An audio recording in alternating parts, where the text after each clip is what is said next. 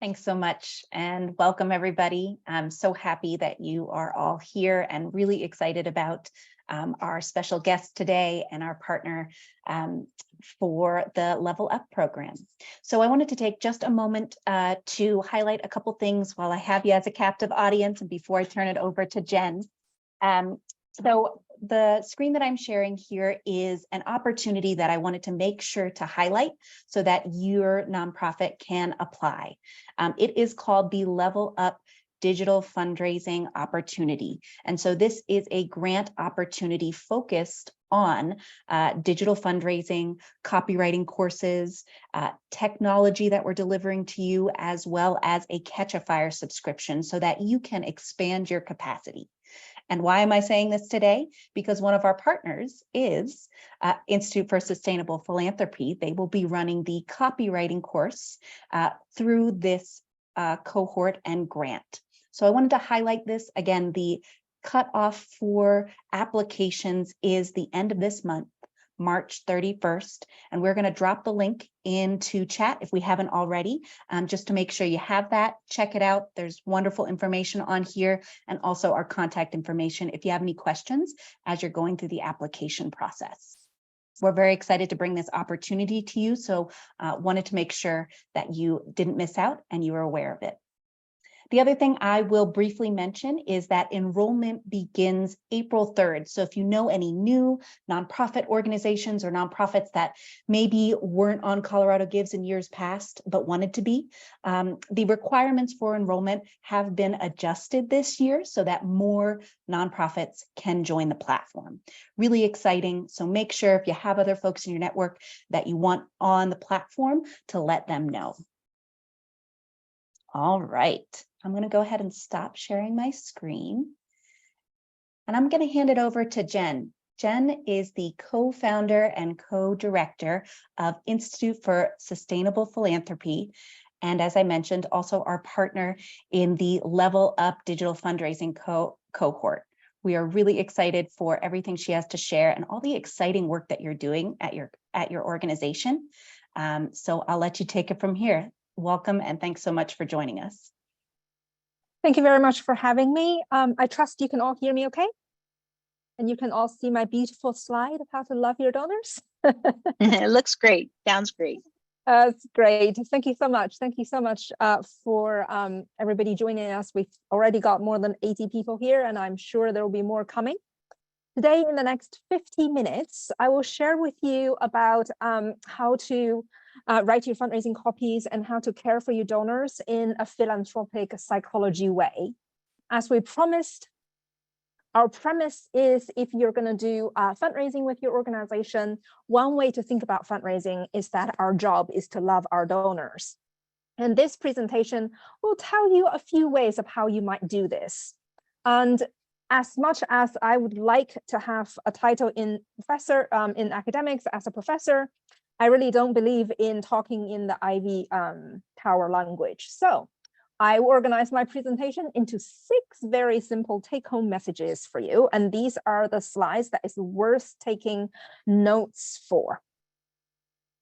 So I will use a lot of examples, so no scary numbers. But all of these information that I'm going to share with you today in this presentation are based on our research of over 30 years.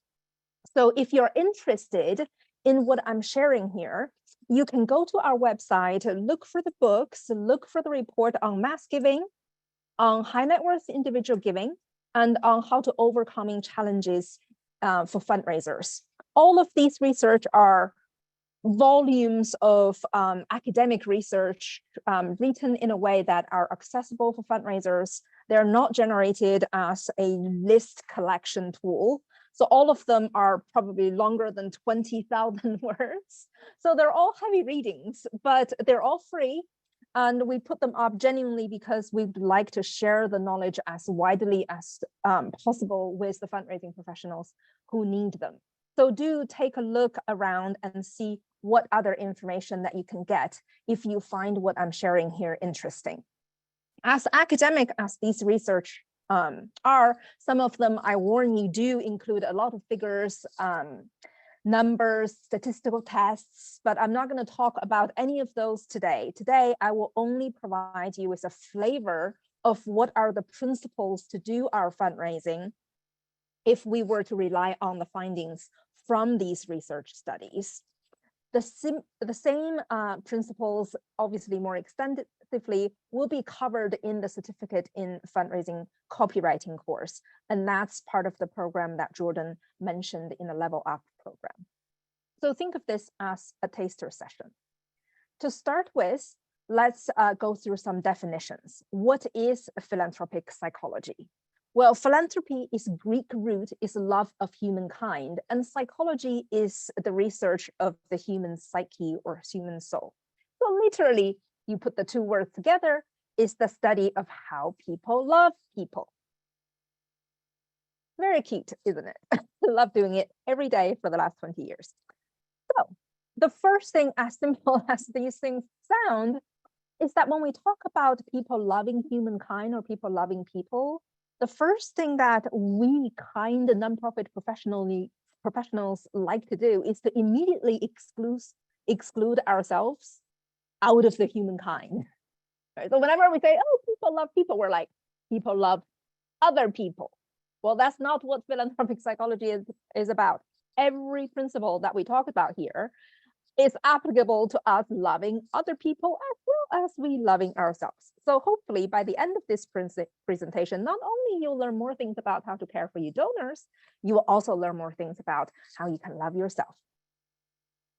And when we talk about how we love ourselves and love other people, we don't just talk about the warm feelings or the actions we can take. We go one step further to ask, who is the person doing the loving? And who is the person being loved? So we actually have a lot of different ways that we can answer the who question.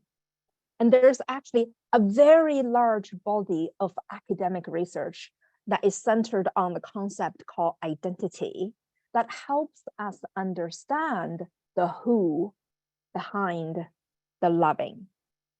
So it is only when we understand who is the person doing the loving, we will then go ahead and define what love means in each situation. So in its simplest possible form, when we say we love our donors in the phil-psych way, we're really talking about three concepts. We're talking about identity, we're talking about love, and we're talking about the well-being. How do they relate? If we can understand who the person is doing the loving, we can help them experience and grow love more through giving, then the consequence of that is that people should experience a higher sense of psychological well-being. And if every act of giving that they take have that effect of increasing their psychological well-being, then they're more likely to give again. So as simple as these three words sound, they are actually immensely powerful when it comes to build sustainably growing fundraising operations.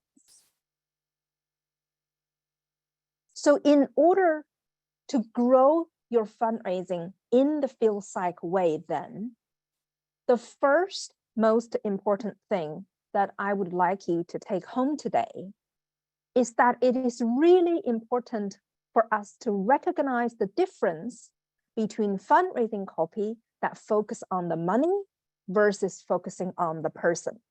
They're very, very, very easy to detect, and they are very, very easy to change. So the minute you add that lens into how you view your fundraising copywriting, you can change anything and everything that you want to change pretty much immediately. So it is not complicated stuff. For example, when you read through your copy, do you say your donation counts? Or do you say you count? Do you say thanks for your kind donation? Or do you say thanks for your kindness?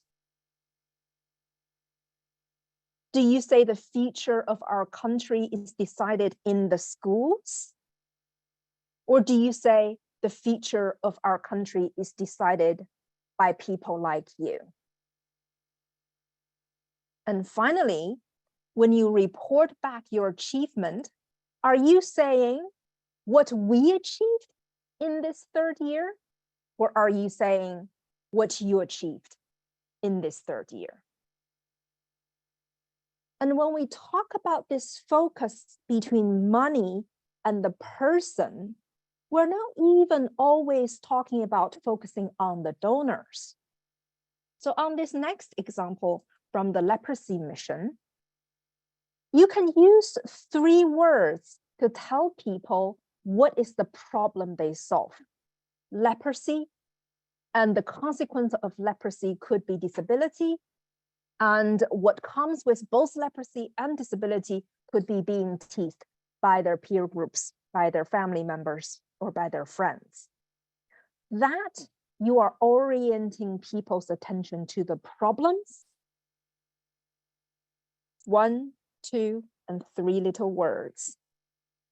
But then, or midwife. So with those 2 little words at the end, you are switching people's attention from the problem that their money is going to tackle to the person that their money is going to support. Very, very subtle attention changes in people's mindset, but very, very important for us to achieve. Because once we switch people's attention from problem to the person, in the person they help, it is much easier for us to talk to them about themselves as people, not just a wallet. So it is important for us to think about whenever we talk to our donors in our communications, are we constantly talking to us about problems they can solve? Or are we talking to them about people they can love and communities they can connect to?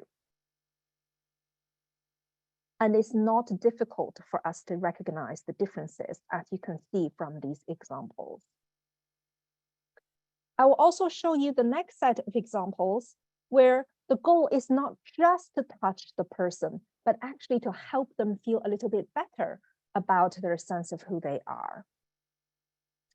This is a holiday newsletter sent out by a local hospital. This is the outer envelope to say this is your special holiday newsletter that is enclosed here. When people open this pack, they can see a little happy holidays card, and they can also see a newsletter that might look like any regular newsletter you see until you begin to read it. It starts with celebrating a fundraising legend. Yes, we all celebrate our donors, but look at what the next 3 sets of information they have here. You're one amazing cookie. They're talking about local donations made by the contribution from local cookie shops. Mary Poppins should take lessons from you, talking about children's programs in the hospital. This Da Vinci delivered early, thanks to you. This particular medical program is able to open earlier because donors' donation made it happen. And this message are present right in the cover of the newsletter. The donors are present right on the cover of the newsletter. And these titles are repeated in friendly font with smiley faces throughout the newsletter. So when people read the newsletter, what they're tasting is the sweetness of the cookies. It's not just being told, we have done this and we have done this, here's a lab accomplishment and here are goodies handed out. People can literally see themselves in everything that the community together has achieved. So that's the kind of fundraising communication that we can create if we focus on identity, love, and well-being.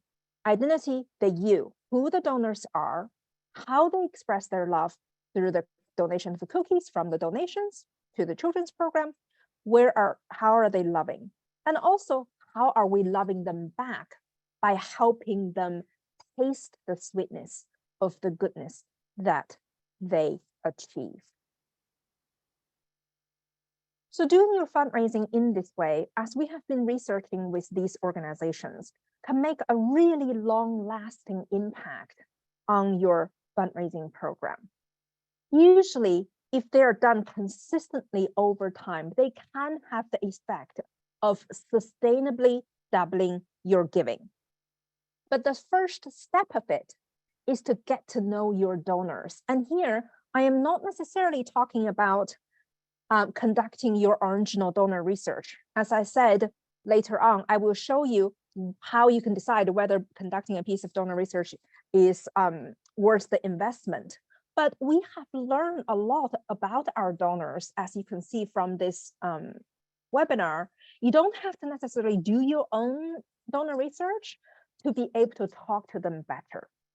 Because we have done some of these research, and a lot of these results are generalizable regardless of what type of organization you are, or even whether you're a national, international, or local organization. So the first piece of learning that we have done that are generalizable, that you don't have to test, is that moral identity is always more important to people as a person than it is to them as a supporter. Moral identity is always the most important identity that people mention, no matter what. So what do we mean by moral identity, and how do people mention them? Well, we measured now for over 2 million donors from around the globe, including all the international, national, local organizations. In all these surveys that we have done, we asked people, what are the top 5 words that come to mind when you describe yourself as a person? And then what are the top 5 words that come to mind when you describe yourself as a supporter? And then so people kindly write down their words for us. And I can tell you that people refer to their moral identity when they list the words more often and at a higher ranking than when they talk about their supporter identity. And caring, kind, and compassionate are always amongst the top 10 words people use in a database to describe themselves. So you don't have to do your own test. You can just use these words, because guess what? If you do your own donor survey, more likely than not, these 3 words are going to be among the top 10 words that your donors will use to describe themselves. So just copy them down: caring, kind, and compassionate. And begin to find ways to use them in your communications. For example, here is a year-end appeal, again, to the same St. John's Regional Hospital Foundation. In year-end appeal packages like that, you can often have a return slip with a big yes statement. You will also usually have a copy of the letter. It could be 4 pages, 6 pages, 2 pages. And if I blow up the yes and the headline portion of these 2 pieces of communication, what you will see is, yes, I will share my kindness. And yes, aloha means mutual regard and affection, and extends warmth and caring. And here they're talking about donor who has a Hawaiian heritage, who tells his caring story in the language of aloha. So you can customize these words into your own database, but you don't have to do your donor research or survey in order to get to these words. You know these words matter, and you can simply talk to your donors, collect cases, ask them to tell their stories of caring for others and being kind, and then you just use these words to tell their original story. So it can become their kind of kindness. So that's the second take-home message. They are a consistent set of words that people use to describe their moral identity, which is their sense of being a kind, caring, and compassionate person. And that is really, really important to people, and keep talking to people about those identities can make a real difference in your donations.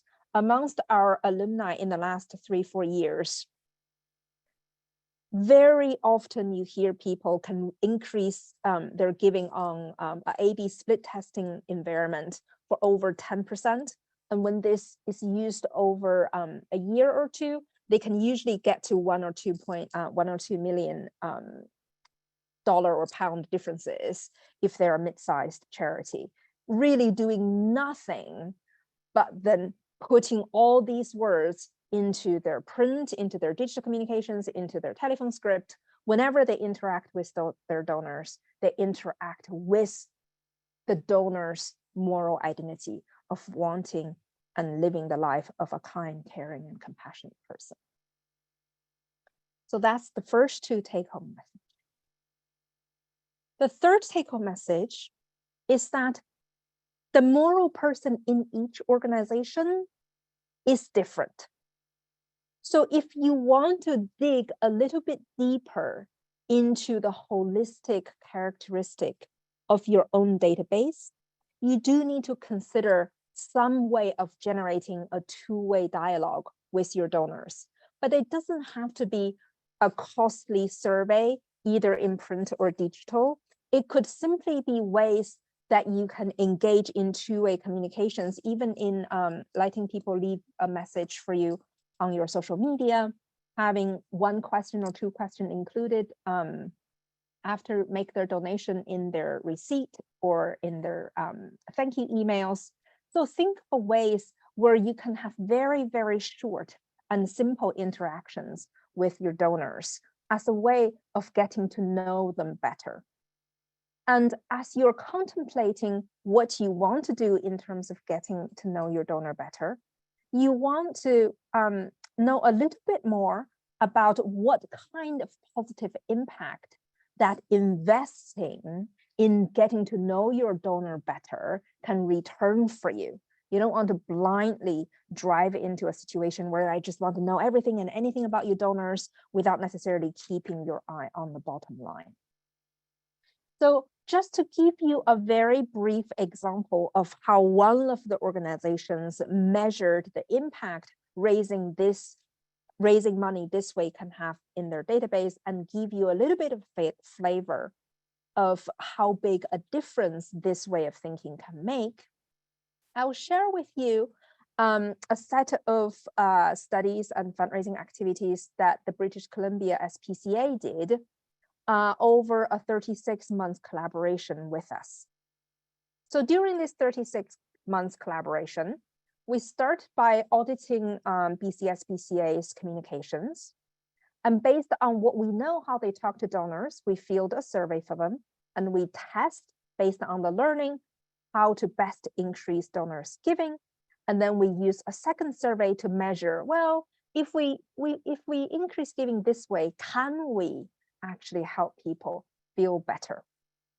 And as I promised, I'm not going to go through their results in terms of the numbers that they're seeing, just so that you know, these are all those numbers. I'm going to go through the very simple take-home messages that you can apply, and you can see how they applied it. So like all our other organizations, BCSPCA also ask this set of questions. So they know exactly what their donors use to describe themselves as a person versus as a supporter. And they know the words that their donors use is different, for example, from a lifeboat organization.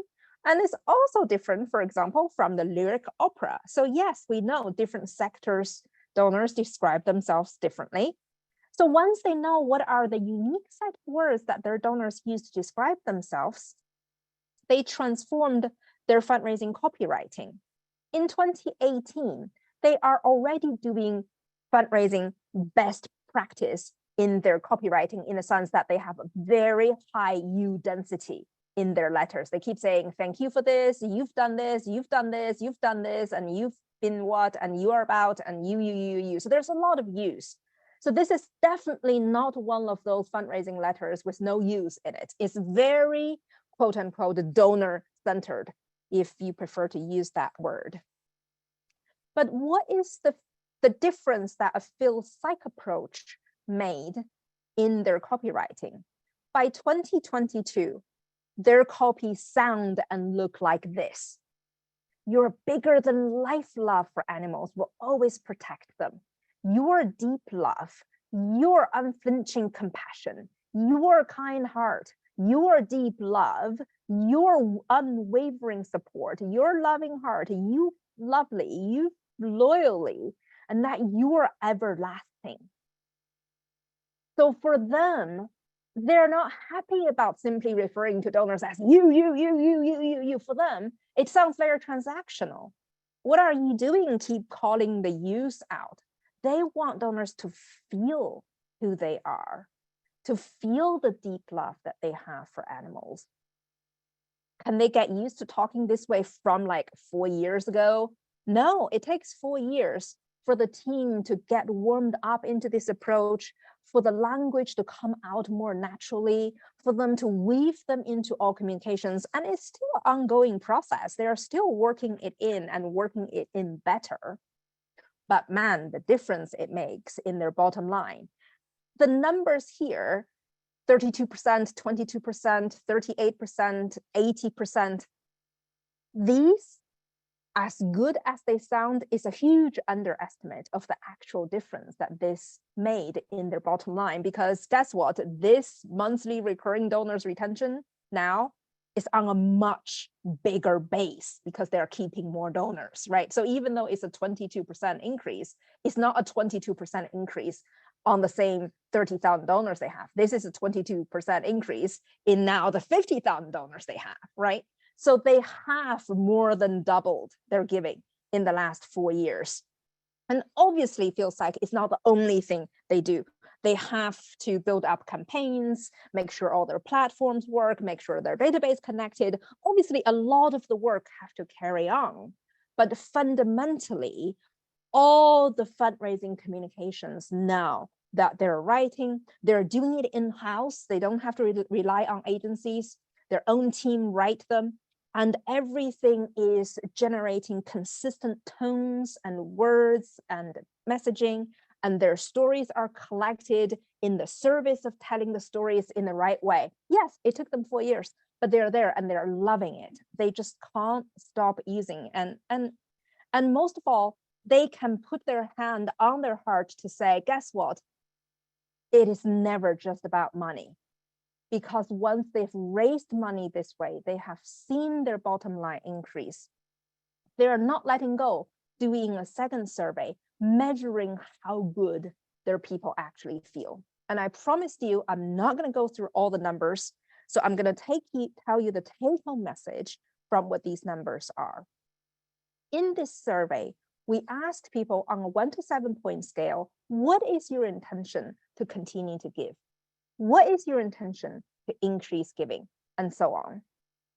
And then at the same time, we measure how good giving can help people feel on these 3 particular dimensions of psychological well-being, which I will define for you and show you examples for. All that you want to read from this chart is they more than doubled and sometimes quadrupled how good giving can feel for their donors. So they're not paying lip service to say, oh, you know, giving is good, giving makes people happy, giving grow love, and we love what we do. They measure it and they keep themselves accountable. So when they measure exactly the same correlation between people's intention to continue to give, to increase to give, to fundraise, and how good people feel, they can say for every dollar that people intend to continue to give to their organization, they feel now 3 times better. Wow. That is how sustainable and how competitive their fundraising can be in this age to come, where the donor pools are shrinking and wealth transfer is happening at a rate that humanity has never seen. If there's anybody on their database who is going to leave a legacy, their mission is that they're going to leave the legacy to them. Because giving to their organization feels 3 times better than giving to any other organization. That's their goal. And that's the real value of growing giving in this way. So now, what are these 3 psychological well-being factors, and what do they look like in a fundraising copy? Well, psychologists have believed that there are 3 fundamental human needs. We need to feel autonomous, we need to feel competent, and we need to feel that we're connected to other people. So unless we can feel all 3 as humans, we're just not happy. Very complicated creatures, but these are the 3 things that we all need to feel in order to experience psychological well-being. Okay, so what is competence and how does it look like in a fundraising copy? Well, competence really is that sense that if you've given something, you are actually making a difference. So if you give to the BCS-PCA, then you've saved animals. That's a sense of competence. When people give and they get a thank you letter back, or if they get a newsletter back, or if they get some updates, they can be told, you saved animals like these, then they feel better. Now, if we describe these tiny puppies as tiny orphan puppies, then they can feel a closer sense of connection to these puppies because they can connect to their situation better now.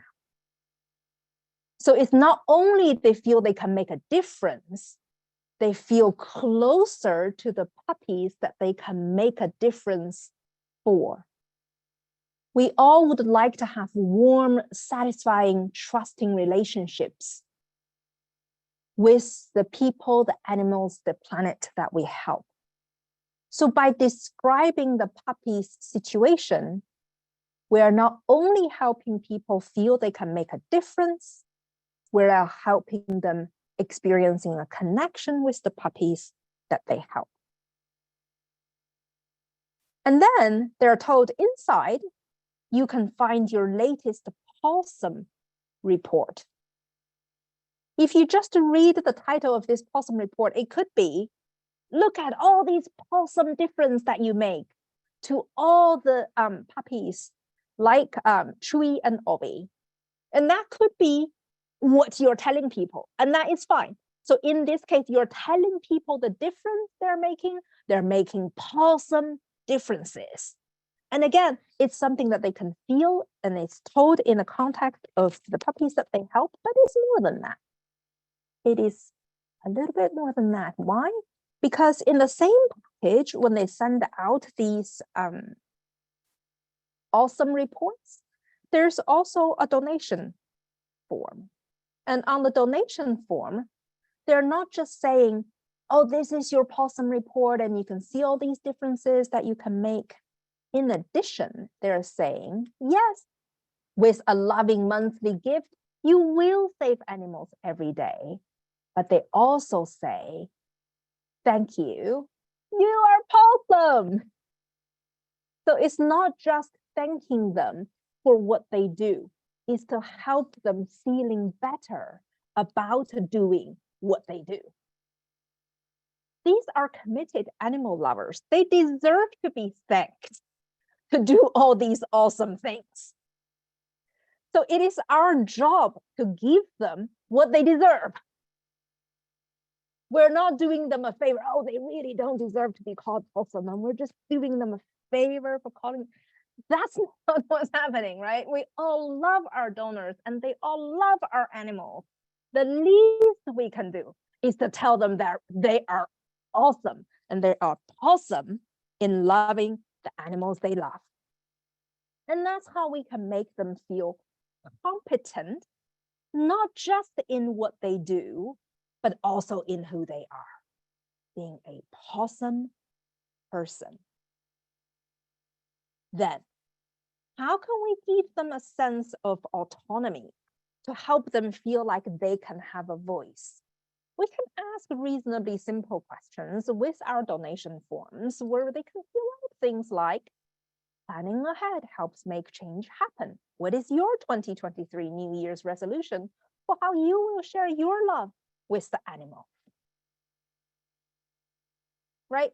It's timely. It's something that they're interested in. It is about their love, and it's about their love with animals. You can do this for the New Year. You can do this for Valentine's Day. You can do these for animal special birthdays. You can do this for anniversaries. You can ask them how they share their love with animals. You can ask them about their favorite activities to share love with animals.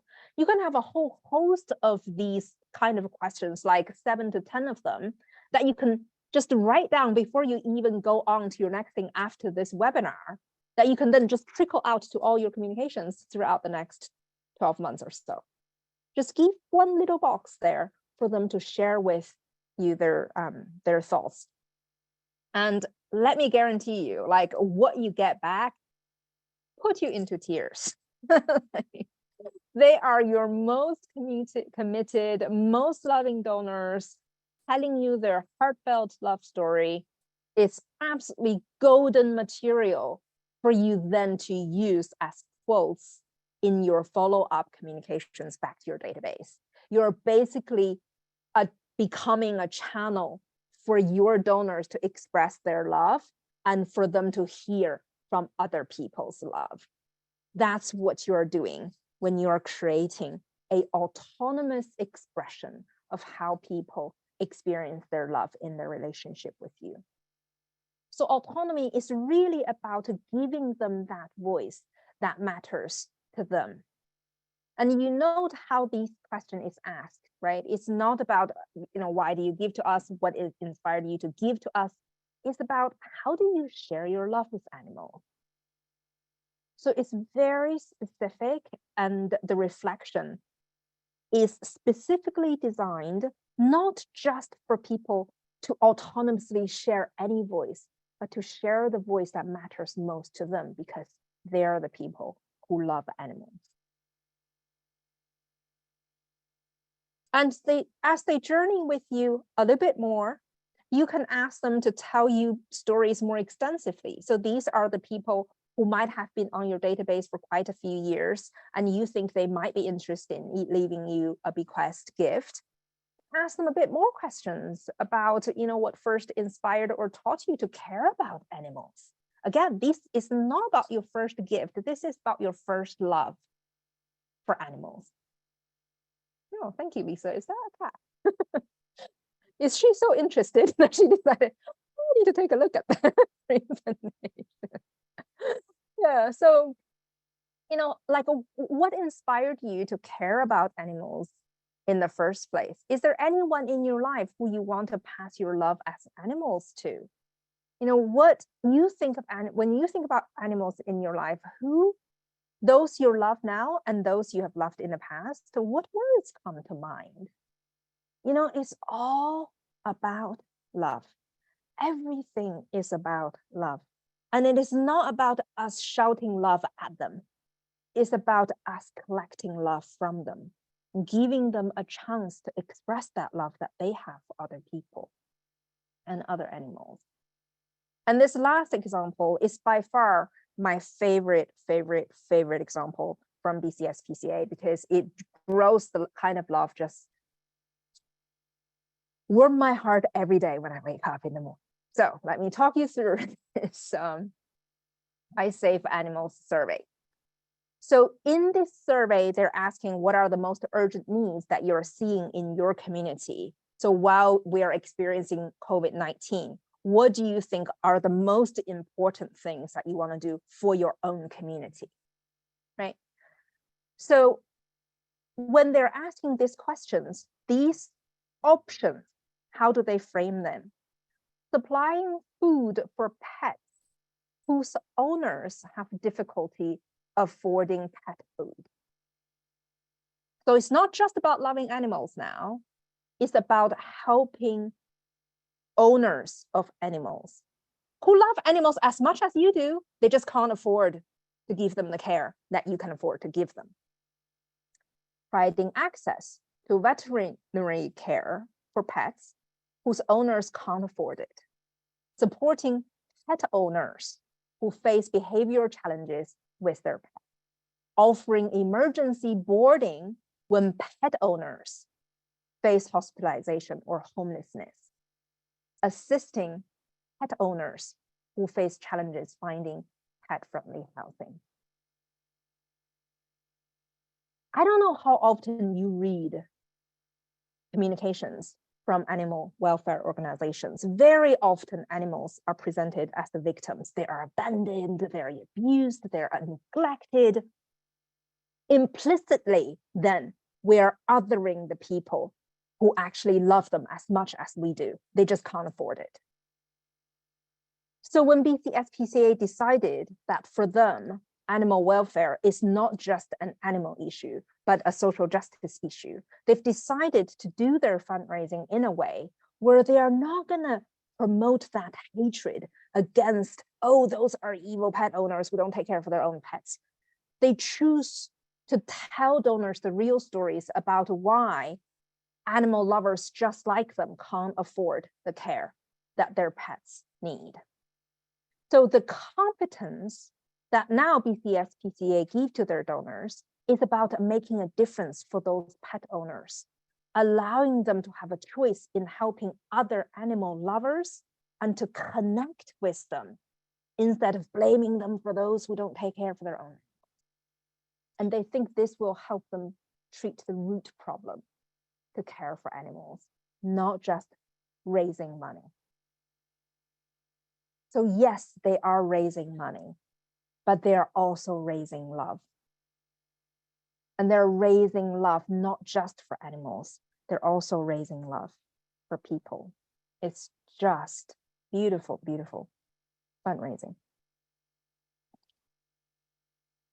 So now, if you really like what you have seen, the good news is that when you have the right tools to use, you can write everything better and faster because you know how to connect and grow your donor's identity, love, and well-being. These are not things that you have to hire agencies to do. These are not things only available for big organizations.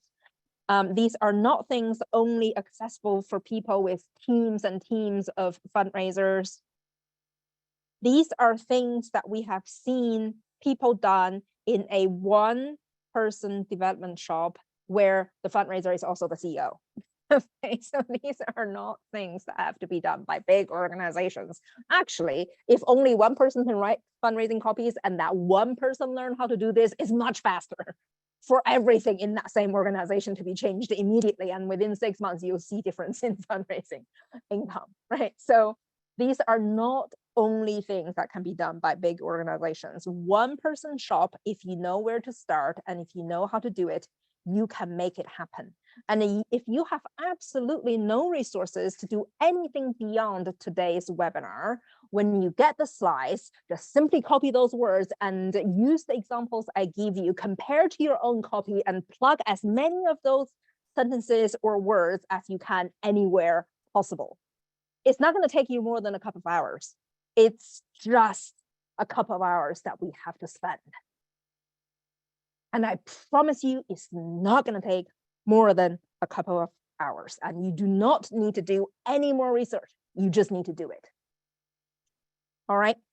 So now, if you are going to invest some time and join the Level Up program and go through the copywriting 4 weeks courses, you will learn more of these more extensive tools of how to sharpen your case support, how to change different part of your copy and which part of the copy you need to pay more attention to, which part of the copy you don't have to pay as much attention. When you write the headline, can you draw people's attention when you write an email subject, how are you going to make sure that it is short enough and all the information is front loaded? I mean, you can learn all those things if you want to spend 20 more hours on it, but even if you don't, right, just 2 hours will make a huge difference. So now, the final set of examples. If you have learned the tools of how to create a really good case support, and you have the budget to work with a brilliant agency like the one that Lifeboat Institute used, then you can potentially come up with a very strong case support where people can give money to save everyone at sea. And when they do this, it's not just anybody doing everything like this. They are brave, relentless, legendary people compelled to be exposed into sub-0 degree weather in the storms. And when they go out there, they will never give up. They will save everyone. And they will generate every fundraising headline around the same copy. We rescued 3 people today, but there's 1 person on our minds, the one we couldn't save. And every fundraising story is told around the same headline, the same emotion, and writing stories in all media becomes much, much, much faster. Much faster, but better, because you got the right case support, you got the right emotion, you've got the right structure to collect the right stories. So everything can be streamlined and done a lot faster and a lot better. Another example, WWF from Norway, again, from the same brilliant agency. You can either save 1 animal or you can create climate change. How can you possibly put these 2 extremely difficult things into one fundraising proposition? Well, save all life now for everyone forever. Direct action at home and abroad, creators and the environment, urgency. The cutest thing for everyone forever, and you can insert your own name. How does that happen? Save all life now for Noah. Who is Noah? My little girl, where last year when we're on holiday, a turtle appeared out of nowhere.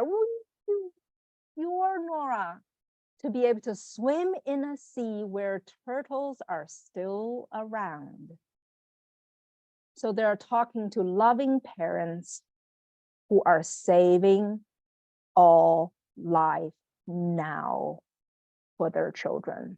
Are we the last generation to see turtles in the wild? And it doesn't have to be done by agencies, homemade fundraising communications. If you know your people are calling themselves strong people, instead of raising money for refugees, saying people are hungry in Yemen and urgently needed shelter, protection, and hope today, donate now, which is the statement of a problem, a solution, and a call to action. Straightforward and simple. But if you go with the route of understanding your donors, you wouldn't say the thing same way. You would say, keep families warm, send life-saving winter supplies and aid to strong refugee families. The word strong is the same word donor to write about themselves. But now it's the refugees who have survived conflict for 8 years, where parents can only have a little bit of bread and tea every day for 8 years and still feed their children. That's how strong those refugee families are. That's the kind of love we build, not a hand down, but a hand up to the strong families. And to use them consistently everywhere, in newsletters, in communications, every issue after issue consistently. Unless when people read things like her undefeatable spirit, a refugee doctor, and your persistent compassion create a better world together. Same doubling of income. And finally, I will leave you to read this little story written in one of our class discussion forums by a student with no additional coaching from us other than reading the material we give him, creating a heart-opening moment for a donation. So I'll leave you to read. And for the people who finish reading, you can type your questions in, and Jordan and her colleague will put the questions up. Wonderful. Jen, thank you so much. While everybody's taking a look at this, just wanted to share my appreciation and excitement for everything you're doing. I think we all, as fundraisers, love words and want to use them as well as possible. But it's really exciting that you have the research, you have the data, you understand what's behind the motivation of writing this way. So thank you so much. This is really inspiring. I want to leave time for questions. Does anybody have any? And if so, please type them into the meeting chat so we can address them.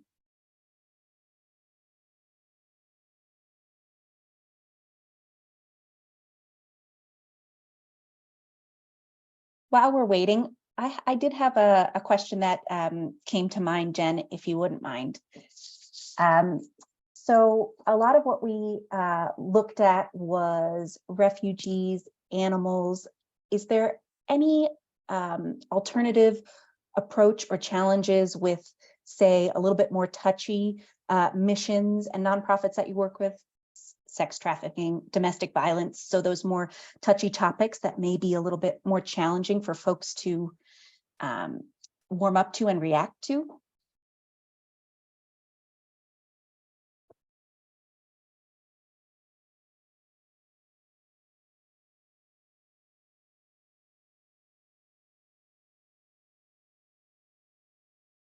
I think in a way, the example that we have on the screen here is actually quite a good example, because it is about how a girl grew up in really difficult situations, found love in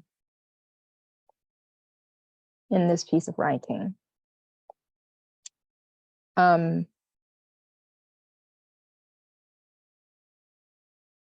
But to answer your question, if I give this presentation in exactly the same concept, I can swap all the refugees, animals examples out and switch in sex trafficking and domestic violence. They are, you know, like there are ways to apply the same concepts in the same way, and when they're done with the same ethical principles and the technicalities, they have the same impact. Thank you. We have some other questions. We have an individual asking, how would you address donor fatigue? Oops, sorry, we're moving along here. How would you address donor fatigue when they've been bombarded with lots of asks? Yeah, absolutely. I mean, that's why it is so important for us to build up the consistency in our own communication with donors. So in all these examples that I've shown you, these are organizations who have not just done this way of communicating once or twice. They have done it over a sustained period of time, now 3 to 4 years, right? So within those 3 to 4 years, they have to consistently collect stories that would match the expectation of those characteristics. So if we go back to the example that we see from USA for UNHCR, so every one of these refugee stories that they are collecting has to be collected to give people a sense of freshness in the love that they experience. In this example in particular, Welcome to America. So this young gentleman here, when he was 8, his classroom was bombed out and he had to and he spent 10 years of his childhood in refugee camps before he could come to America and become a paramedic. So for him to say, welcome to America to the donors, just infuse this fresh wave of love that people could not have otherwise imagined. So it is about genuinely looking for those deep love that people can't experience anywhere else. Unfortunately, building love doesn't have shortcut. Yes, if you know the skills, technologies, you can get to the deep love faster, but there's no shortcut to grow love without getting to the depth of love. So we just have to keep our eyes focused on kind, caring, compassionate person. What kind of fresh, deep love that we can give them within the work that we do. It takes that deep commitment to our own mission and that confidence to say, in my network, I can find this kind of story that will inspire people. And be aware that not everybody is going to be inspired by your causes, because everybody's causes is different. For me, I do human trafficking, and that's it. That's the only organizations that I would give. You can have the cutest animals possible on the planet. You shove into my face, I don't give. Right? So there are a group of people that are for you. And that is why it is really important for you to tell the authentic love story that only you can tell. And hence those donors who come to you, they'll never go anywhere else either. Jen, we have one more question here. With most of these examples, whether it's digital or a postcard or a magazine somebody gets in the physical mail, do you have to make changes based on if it's going to be a digital application like social media or email versus a postcard or something they might receive in the mail? The key messages are going to be the same, but depending on the media, like how many words is best to use, what words to front load to what extent, what kind of emotional impacts you can provide, they will change. So that's what the courses are for. Like you really need to train our eye to say, you know, if I only have 5 minutes to spend on this piece, where do I spend it? You don't spend it writing the whole piece. You spend it in writing the few pieces that's going to actually be read. Right? It's about learning to put down the orientation to details, to focus on everything and spend a lot of time and not actually getting any uplift. It's about changing those few words that matter. Thank you. Yeah. I don't see any other questions. So Jen and Jordan, any final words before we say goodbye? Just again, a thank you. I don't know if you see the chat, Jen, but everybody is just loving this. I'm loving it. I'm feeling warm and fuzzy. I also want to go write something. So thank you so much for this introduction. Everybody make sure, of course, to check out the Level Up program. We've posted some links and we'll also follow up with resources within the next day or so, day or two, I should say. And if you have any questions, of course, reach out to the Colorado Gives team. If you haven't yet, make sure to check out the Institute for Sustainable Philanthropy's website. Lots of great information, access to different research that they've done or are doing currently. So just a fascinating and exciting and progressive company. So I'm just so excited to get to share you with our Colorado Gives nonprofits. Yeah, thank you so much for having me, and thank you so much for your smiley faces on the screen for the last 60 minutes. It's really nice to see you here. We will include a link to register for part 2 in the email follow-up that you all will receive. So with that, we'll say goodbye and wish you all a wonderful, happy, healthy day. Take care, and we'll see you next time. Yeah, thank you.